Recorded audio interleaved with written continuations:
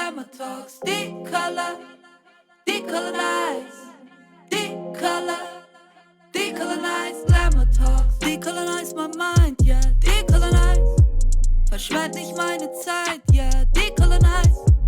Die Art und Weise, wie ich denke und ich sehe, decolonize. Die Art und Weise, wie ich selbst bin und ich rede, decolonize. Zeig dir, dass alles auch anders geht. Lass uns das Ganze mal anders sehen. Switch Positionen, Realitäten, lass sie mal schweigen, lass uns mal reden. Decolor, decolonize, decolonize Glamour Talks.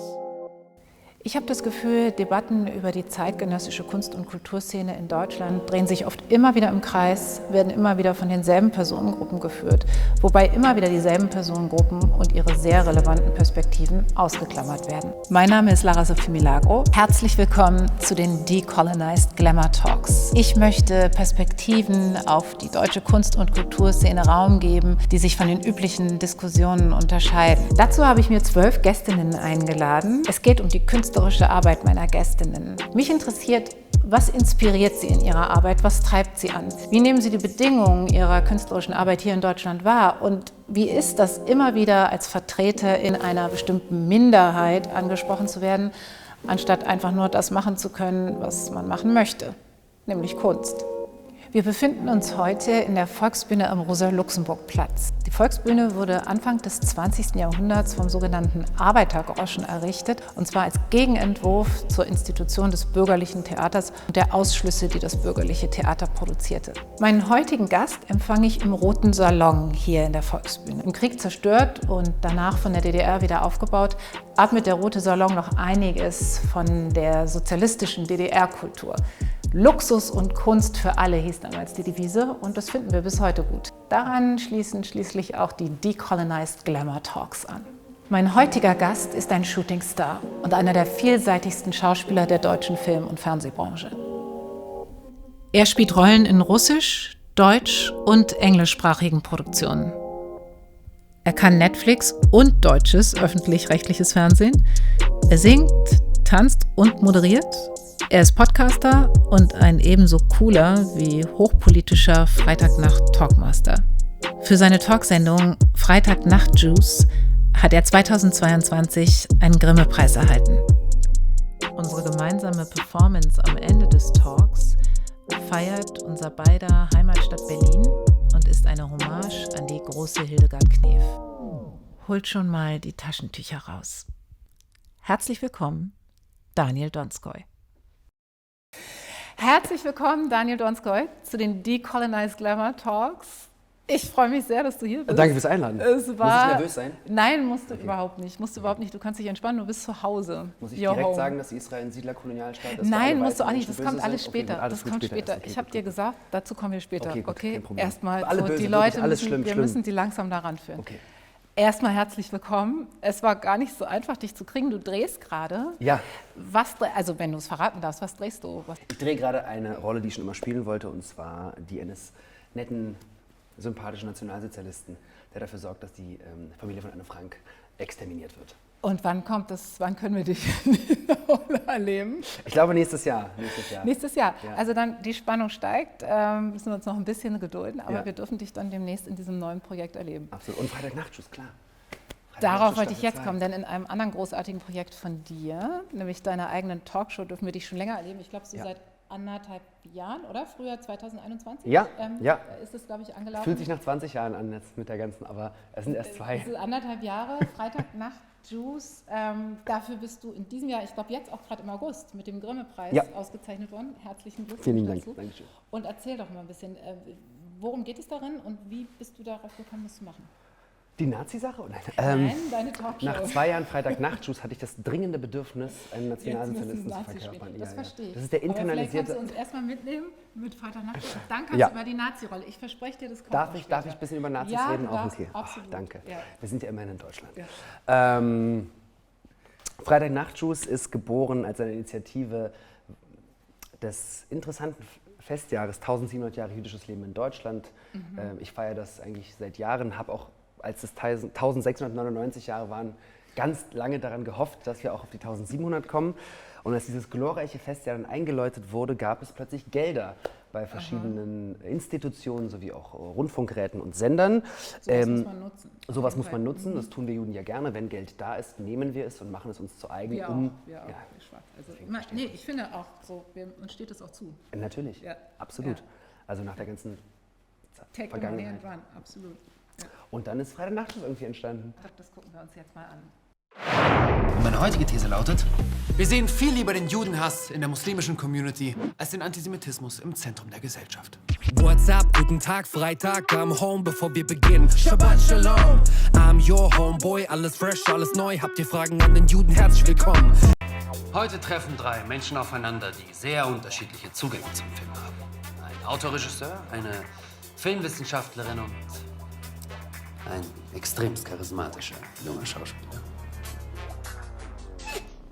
Ich hätte gerne in meinen Filmen oft einen jüdischen Protagonisten gehabt. Wirklich jemand, von dem ich einfach im Innern gespürt hätte, von Seele zu Seele, das ist jemand, der das Jüdischsein wirklich einfach automatisch mitbringt. Das ist genau der interessante Punkt, dass es ja eine politische Entscheidung ist. Also sozusagen, da macht man ja Besetzungspolitik, Ja.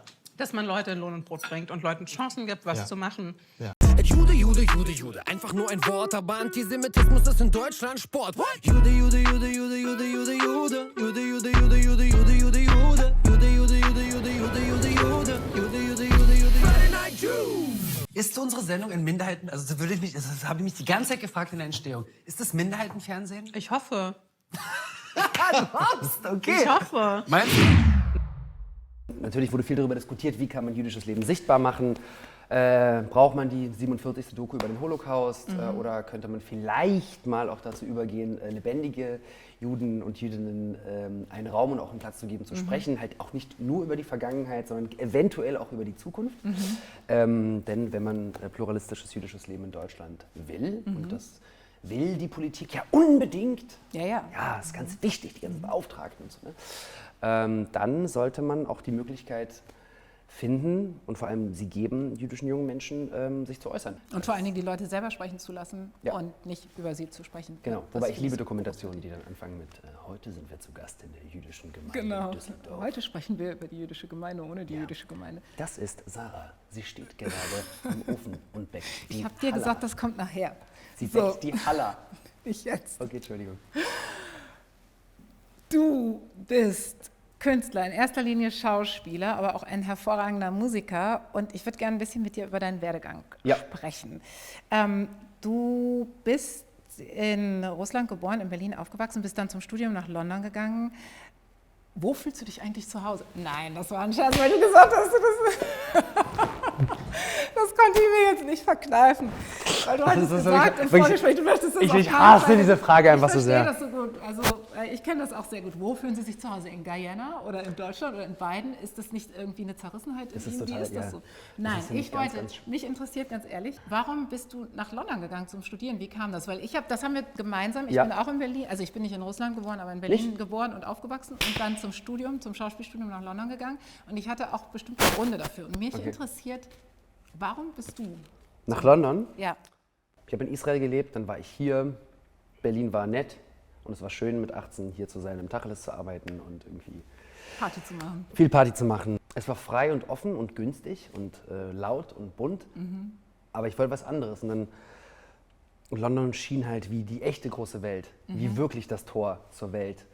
Und ich bin aus Israel damals gegangen, weil Israel halt nicht das Tor zur Welt war, weil es klein ist, weil es Grenzen hat, weil du nicht zu Fuß woanders hin kannst. Und dann bin ich nach Berlin gekommen und hatte das Gefühl, dass in Berlin mir das Ähnliche passieren könnte. Dass ich hier dann auch irgendwie mich... So stuck. So. Ja, dass Berlin halt lebt in seiner eigenen Blase halt. Man hat dann so dieses, wir sind aus Berlin, wir kommen aus Berlin und alles andere interessiert uns nicht. Ja. Und in meiner romantisierten Vorstellung war halt London halt der Next Step, bevor es dann nach New York geht sozusagen. Bei mir war es tatsächlich auch, weil man mir hier gesagt hat, es gibt keine Rollen für dich. Das ist ganz schwierig hier an der Schauspielschule. Und in London hat man gesagt, ja super, Voll. wir nehmen dich. Und genau, so bin ich in London gelandet. Aber ich fand es auch also eine tolle Zeit und eine tolle Stadt, aber auch eine echt schwierige Stadt. Es ist eine schwierige Stadt, die ist teuer und die ist krass und die ist laut, aber auf der anderen Seite habe ich das Gefühl, mich inspiriert London. Ich setze mich in die U-Bahn und ich gucke in die Gesichter interessanter Menschen, die A, divers sind, B, und Ziele haben, vielleicht auch zwangsgebundene Ziele, weil du einfach sonst deine Miete nicht zahlen kannst. Und die Stadt war für mich immer eine Ader, weiß ich nicht, einfach hardcore energetisch. Und es kann auch auf den Sack gehen.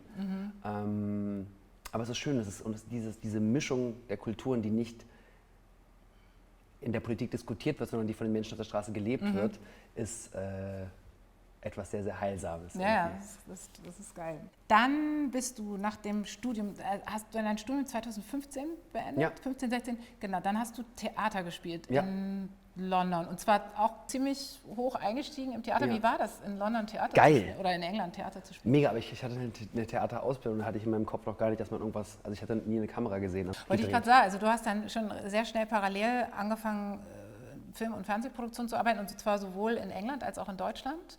Genau. Auf jeden Fall kam dann St. Mike, und das war ja so dein Durchbruch in der deutschen Film- Ja. und Fernsehlandschaft. Da hast du die Hauptrolle gespielt. Eine Serie für RTL, lief 3 Jahre lang, 3 Staffeln, glaube ich auch. Was bedeutet dir diese Rolle? Die Erfahrungen bedeuten mir alles, weil ich natürlich zum ersten Mal im Leben eine Hauptrolle spielen musste und überhaupt keine Vorstellung davon hatte, was es bedeutet, 90 Tage jeden Tag am Set zu stehen.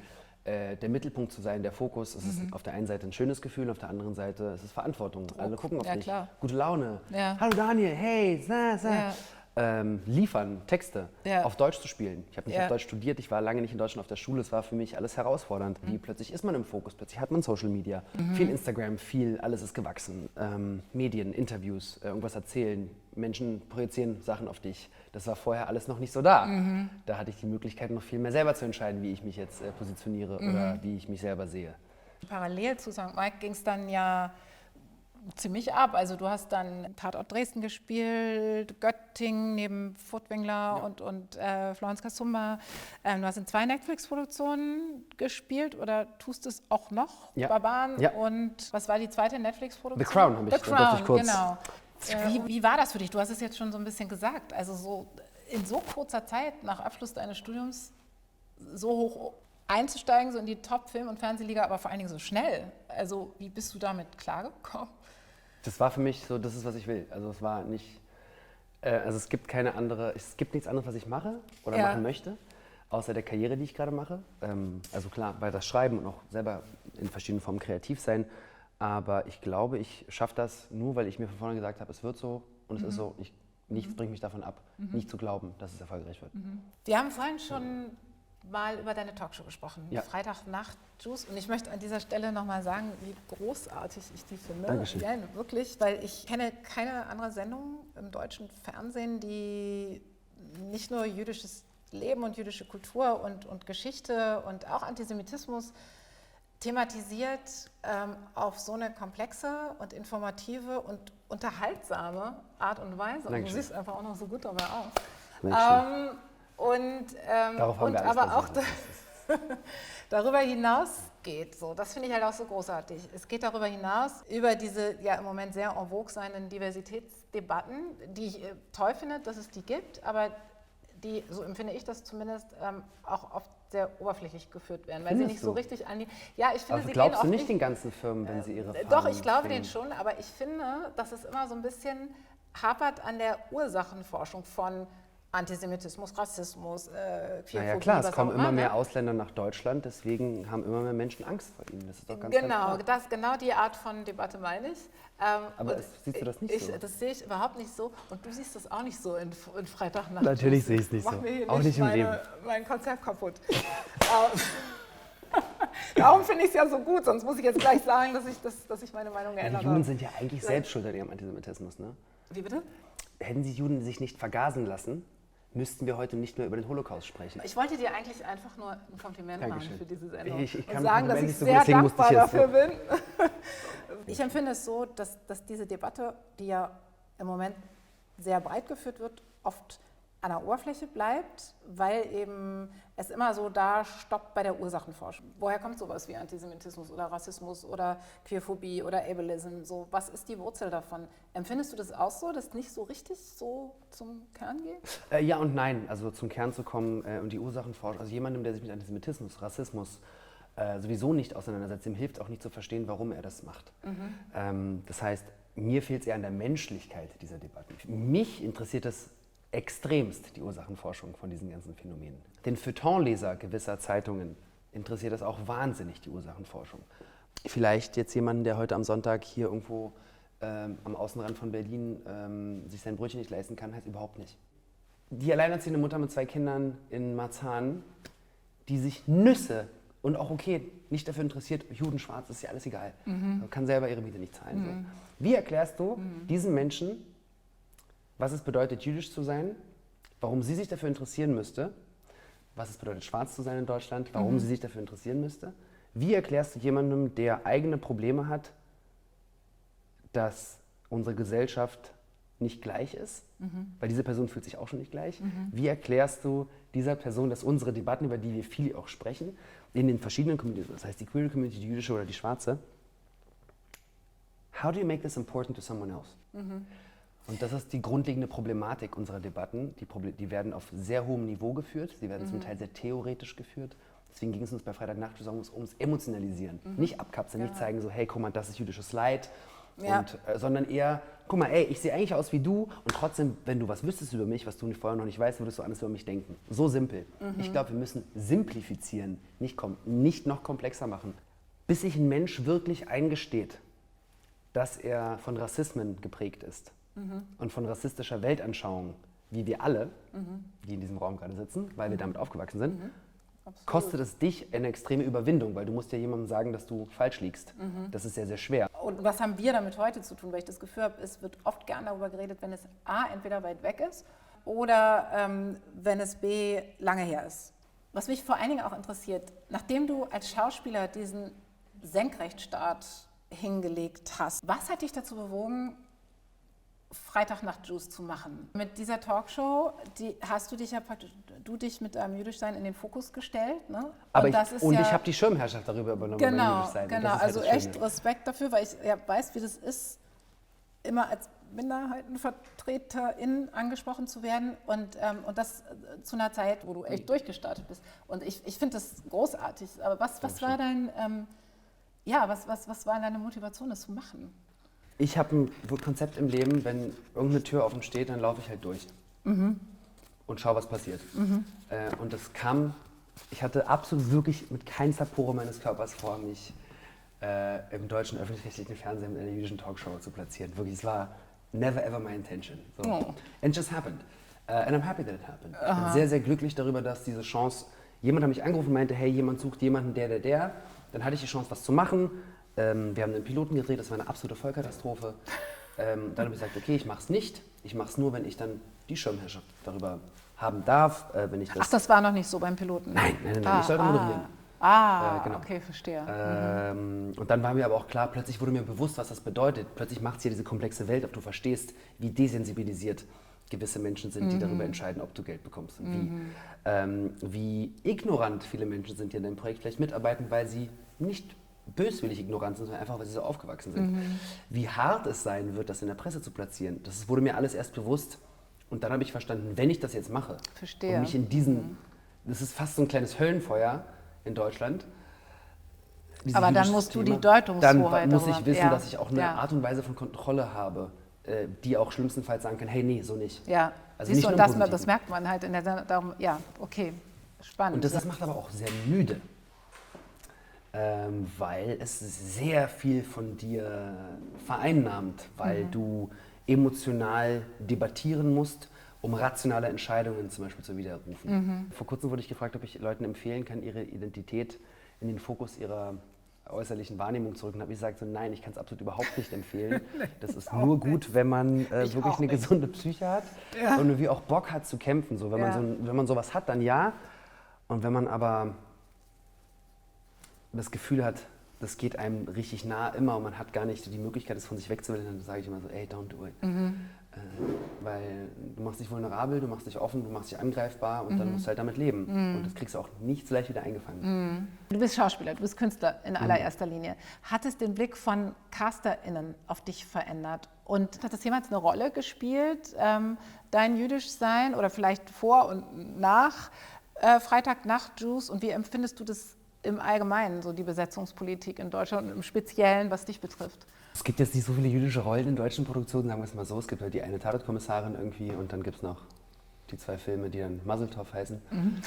Ehrlich gesagt, ich will da oft nicht mitspielen, dementsprechend ist es aber vollkommen okay. Nicht, aber Mazel Tov hört sich doch schon mal gut an.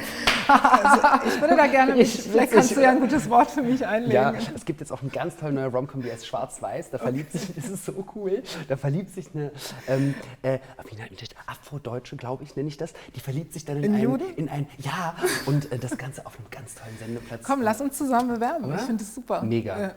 Aber es muss natürlich, du musst dann auch schon erzählen, dass es dir schlecht geht dabei. Ja, das ist klar, das mache ich gerne. Ja, das mache ich. Guck mal, hat sich's verändert? Ja, aber nicht in Bezug aufs Jüdischsein, sondern in Bezug aufs Politischsein. Als Schauspieler hat man in Deutschland eigentlich die Fresse zu halten, im Idealfall einfach nur eine Projektionsfläche zu sein. Und wenn man das durchbricht, gibt es natürlich Menschen, die das erstmal nicht gut finden. Das ist vollkommen okay. Ich habe 1-2 Mal Negatives bekommen und auch mir wurde geraten, das vielleicht nicht so auszuspielen und nicht jetzt so politisch zu werden. Und vielleicht will ich dann irgendjemand nicht besetzen. Vielleicht will ich mit diesen Menschen einfach auch gar nicht mehr arbeiten. Das ist okay. Du bist ja zum Beispiel jemand, der seine Sichtbarkeit und seine Prominenz einsetzt, um auch den Spot auf andere Communities zu richten, die nicht originär deine eigene sind. Ja. So. Also auch dafür Chapeau, weil ich finde, das findet sehr selten statt und das ist für mich eigentlich die Quintessenz von Intersektionalität, dass man genau das macht.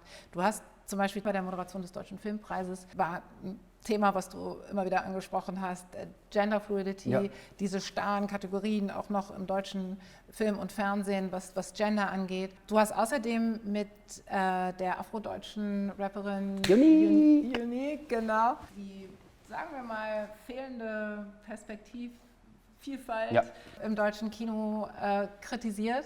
Und wie ihr das genau gemacht habt, das gucken wir uns jetzt mal an. Wenn wir ganz ehrlich sind, ohne die Attribute, die die Gesellschaft einem zuteilt, seinem Geschlecht oder vor allem den Nachteilen, die man dadurch erfährt, ist es doch eigentlich ziemlich egal, welches Geschlecht man hat. Das soll jetzt nicht heißen, wir sind alle gleich. Nein, wenn man ganz traditionell an die Sache rangeht, dann haben wir Geschlechtsteile, um die Welt in 2 Gruppen zu teilen. Aber wir sind nicht das, was die Tradition vorgibt. Zumindest nicht alle und zum Glück nicht. Als weißer Cis-Mann, darf ich dazu etwas sagen? Ja, ich bin Migrant und Jude und auch ich hab viele Fragen. Meint ihr wirklich, was ihr sagt mit eurer Diversität? Oder werden leere Worte auch mal Realität? Muslime, alte Queer oder Menschen mit Gebrechen? Ich maße mir nicht an, für alle hier zu sprechen. Es geht hier nicht um Quote, es geht hier um jeden. Gibt den Minderheiten endlich Raum, sich selber zu reden, yo!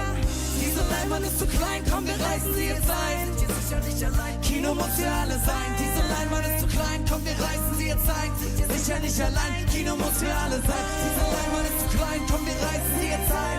Kino muss für alle sein.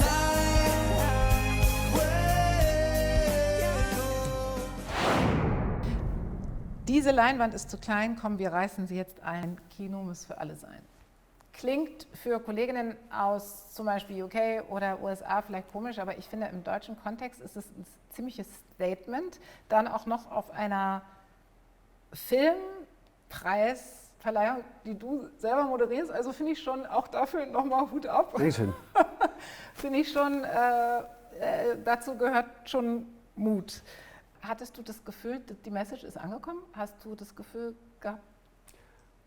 Bei den Leuten, die der Message zuhören wollen, ist sie auf jeden Fall angekommen. Nee, aber du hast das echt durchgezogen. Dankeschön. Gender Fluidity, dann kam irgendwie Rassismus und dann Wenn das man und schon es kam. darf, Nee, es war dann mache ich wirklich. es gerne, Ja. weil es ist so, das sind Themen, die mich interessieren. Das heißt, ich wüsste nicht, warum ich mich sonst dahin stelle und einfach nur sage, und jetzt der nächste Preis. Und dementsprechend habe ich dann diese Themen böswillig, wie wir sind, auf die Mehrheitsgesellschaft aufgestülpt, um ihnen diese einzuflößen. Ich habe das gefeiert, ich fand es großartig. Aber es war geil mit Unique zum Beispiel, es war cool. Ja. Weil das, natürlich, wenn ich jetzt sage, diese Leinwand ist zu weiß, so, ist halt schwierig. Heißt, du musst dann sagen, okay, hey, no, somebody needs to say it who actually means it. Und das ist eine richtig schwierige Aufgabe auch von uns, Kunstschaffenden, die ja Perspektiven die ganze Zeit versuchen neu aufzumachen. Es hinzukriegen, es auf Augenhöhe zu machen. Also auch nicht, dass wir auch nicht manchmal in die Gefahr kommen, von unten nach oben zu sprechen zu wollen. Zu sagen, hey, hört uns mal zu. Aber auch nicht von oben nach unten, sondern genau wirklich aufzuleveln. Aber das ist eine Mammutaufgabe. Wie grenzt du dich da ab, als jemand, der ja eben auch sehr mit diesen Diversitätsthemen sich in den Fokus begibt, Stichwort seelische Gesundheit, Mental Health. Wie machst du das? Weil ich finde das wahnsinnig schwierig. Ich habe zum Glück gelernt, wann ich das ausschalten kann und mich auch nicht mehr schlecht dafür fühle, dass ich es nicht mehr erkläre. Und dafür war der Prozess aber auch nötig, an so einem Format zu arbeiten. Ich hätte das nie im Leben gelernt, hätte ich nicht Freitag-Nachtschuss gemacht. Weil spätestens nach dem 4., 5. Interview, das du gibst und dich dann schlecht fühlst danach oder das Gefühl hast, irgendwie, irgendwas wurde mir gerade weggenommen. Ja, oder so ich wie wurde, benutzt. ich wurde benutzt. Und ich habe dann gelernt, damit umzugehen. Das sind relativ simple Prozesse und der Prozess heißt dann einfach Nein. Bis hier und nicht weiter. Also, wie geht es jetzt weiter für dich, auch als Künstler, mit diesen identitätspolitischen Themen? Weil wir als KünstlerInnen aus bestimmten Communities ja gerne herangezogen werden als Expertinnen in Sachen Diskriminierung, das ja auch oft freiwillig und gerne machen.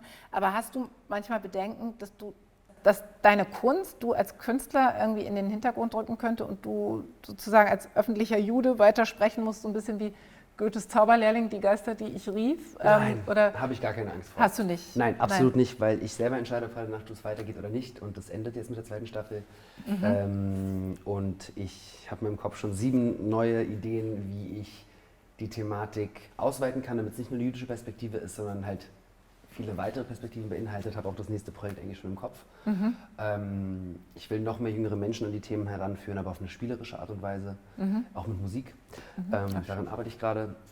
Und sonst als Schauspieler ist es mir wirklich, es muss nicht jedes Drehbuch mit diesen Themen sich befassen. Und ich würde mich trotzdem freuen, wenn die Drehbücher insgesamt sich einfach verändern würden. Weiter Wir in die würden uns bessere freuen, Richtung. wenn Wir sich die würden uns alle Drehbücher verändern. insgesamt Ja, vor allem im deutschen ein bisschen Fernsehen. verändern. Ja, so ein Ja. kleines bisschen. So. Wir können ja allein schon dabei anfangen, dass nicht alles ein Krimi sein muss, aber das ist so eine ganz erste. Das hast du jetzt gesagt, Das ich hab gesagt, nicht. das stimmt. Es geht auf seine. Geschlechterrollen generell. Ja, wäre einfach schön, wenn auch mehr, sagen wir so, verschiedene Menschen Drehbücher schreiben könnten, würden, die dann auch vorgelesen werden, auch gespielt von verschiedenen Menschen, die verschieden aussehen, verschiedenen Backgrounds haben. Das könnte man mal anstreben. Ich will auch nicht Das zu wäre viel. richtig Knorke. Das wäre richtig nice, ne? Als Ausblick, wie geht es weiter bei dir? Was steht als nächstes an Projekten an? Du hast jetzt gerade schon so ein bisschen was verraten, was Freitag-Nacht-Juice angeht. Freitag-Nacht-Juice, 2. Staffel. Aber wo können wir dich als nächstes sehen? Barbarians kommt jetzt raus, da spiele ich einen identitätsgestörten Römer, der eigentlich Barbar ist und also Schlachten, Morden und Intrigieren, was ein Jude gerne so macht. Eine sehr jüdische Rolle. Schnell rausschneiden. Wie? Wieso? Ich darf sowas sagen. Oder? Ja. Nein, mach weiter, das ist super, ich liebe das. Genau, also Barbarians kommt jetzt raus, Netflix und dann 2. Staffel Freitag-Nacht-Juice. Und dann nächstes Jahr, das darf ich noch nicht sagen, aber ich habe zum ersten Mal was bekommen, wo ich dachte, würde ich nie kriegen. Und da Oh, freue ich wow. mich jetzt sehr drüber. Ja. Sehr deutsch. Wir kommen wie immer am Ende bei Decolonized Glamour Talks zur performativen Einlage, meinem persönlichen Lieblingsteil. Du hast dir gewünscht, in dieser Stadt Ja. den Hildegard Knef-Song Ja. von 65, 66, glaube ich. Warum? Weil es für mich so der ultimative Berlin-Song ist. Ich finde Hildegard Knef eine der krassesten Künstlerinnen dieser Zeit, aber vielleicht auch generell. Das ist für mich eine Art deutscher Musik, die ich sehr, sehr schätze. Irgendwie ist es einfühlsam, romantisch, emotional, ehrlich und hat nichts mit diesem 50er, 60er Blümchenwiese-Kram zu tun, den es sonst in Deutschland gab. Liebe ich sehr. Und wir kommen beide aus Berlin. Genau. Der Song beschreibt irgendwie diese Verbundenheit zu dieser Stadt, die Brüche in dieser Stadt. Ich finde, das passt voll. Sehr zu gut. uns. Also, Okay. jetzt kommt in dieser Stadt mit Daniel Donska und Lara Sophie Milagro. Vielen Dank, dass du hier warst. Danke fürs Einladen.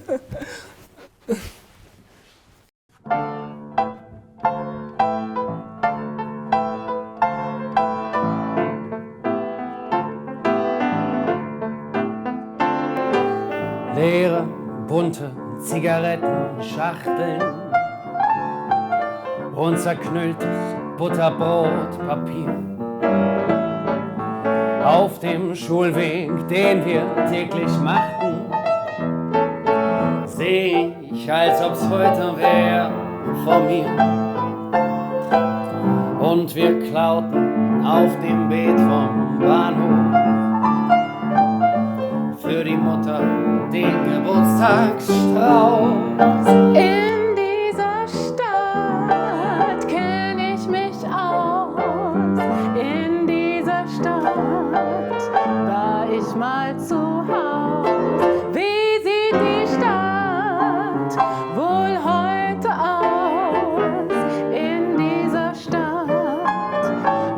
ich mal zu Hause. Unter 2 verdunkelten Laternen stand ne Bank, mein erster, der hieß Fritz.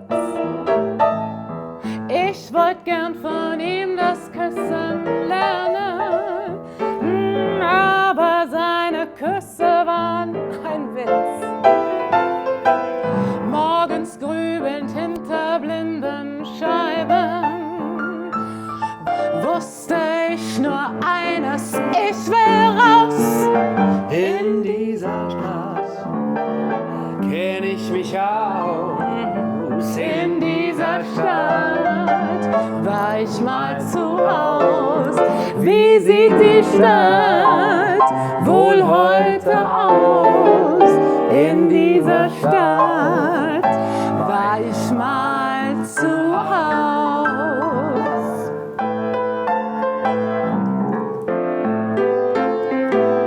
Eines Morgens stand ich dann am Bahnsteig. An dem Schienenstrang zur großen Welt. Und ich wusste plötzlich auf dem Bahnsteig,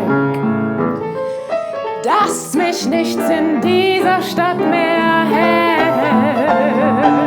heute Nacht allein durch weite Nächten, halte ich es vor Heimweh nicht mehr aus. In dieser Stadt kenn ich mich aus. In dieser Stadt war ich mal zu Haus.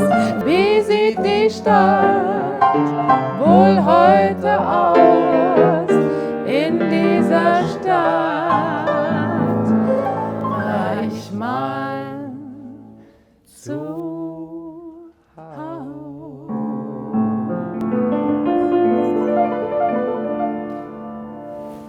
Dankeschön. Danke dir. Danke dir. Danke euch. Nein, danke dir. Nein, danke Nein, dir. danke dir. Nein, Nein, an nein, dich. hör auf. Nein, Nein, auf so meiner auf Seite keinen. ist der Dank.